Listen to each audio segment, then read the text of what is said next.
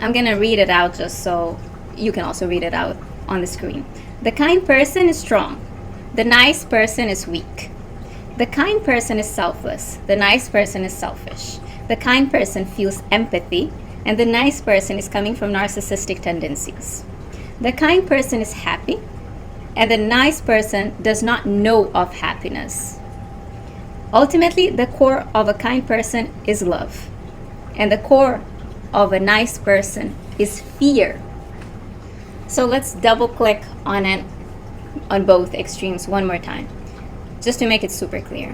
While we can easily understand and communicate niceness with words, kindness is something that uses another side of the brain. In order for you to tap into your kindness, you actually have to feel the emotion that the other person is feeling. To clarify, niceness comes from a place of your brain where you generate verbal communication. Kindness is heart-centered. It comes from a place of feeling emotions and acting upon them. Niceness is in the left side of the brain, and compassion is in the right side of the brain. Niceness is logical, and compassion is emotional. Niceness is in the head, and compassion is in the heart.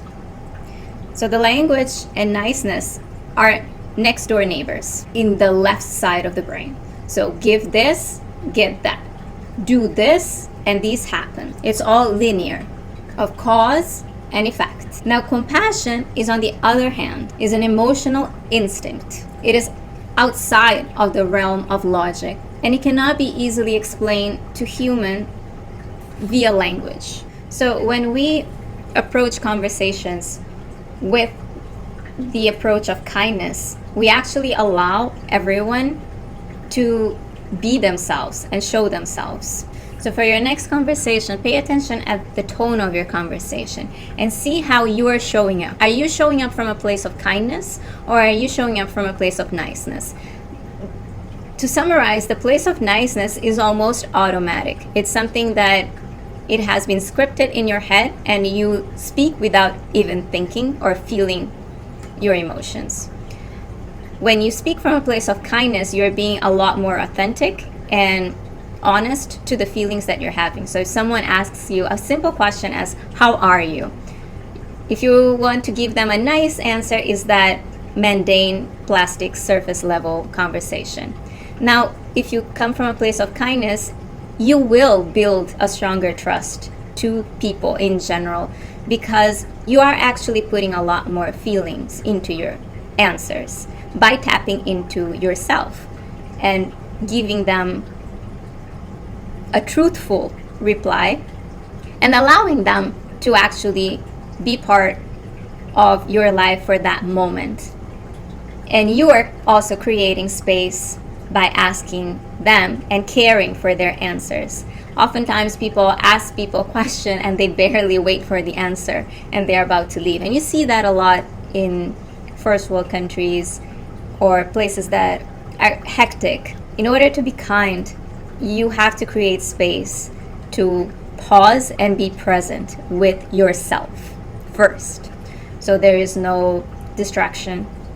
It's about putting the phone down, is really enjoying that moment.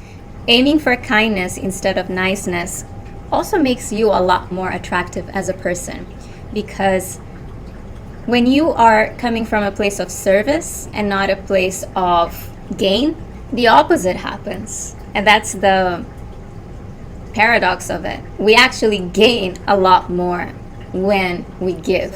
Is too much kindness bad? Too much everything is bad, especially when it's not balanced with you giving it to yourself first. So in order to give, to be kind, to be of service, you have to do all that from a place of abundance. And how do you keep your cup full? Is by you giving it to yourself first. Now, when you come from a place of niceness, most of the time people are at a place of lack, where their cup is almost empty, and that's why they think, I cannot give anymore because I don't have anything to give. So that's the mindset shift. in order for you to change what you have in your cup, you don't need other people to fulfill that. You fulfill that cup by yourself, by practicing self-love and self-care. And then you have enough to give it to people without much expectations. So below in the description box, there is a link of my self-care routine that I have been practicing. And I have actually simplified it a bit if you are just beginning the journey of self-love and self-care and you need a little bit of an inspiration. It's completely free. It's just something that is downloadable. So you can click on it. And if you like this video, please give me a thumbs up and feel free to subscribe. I post once a week.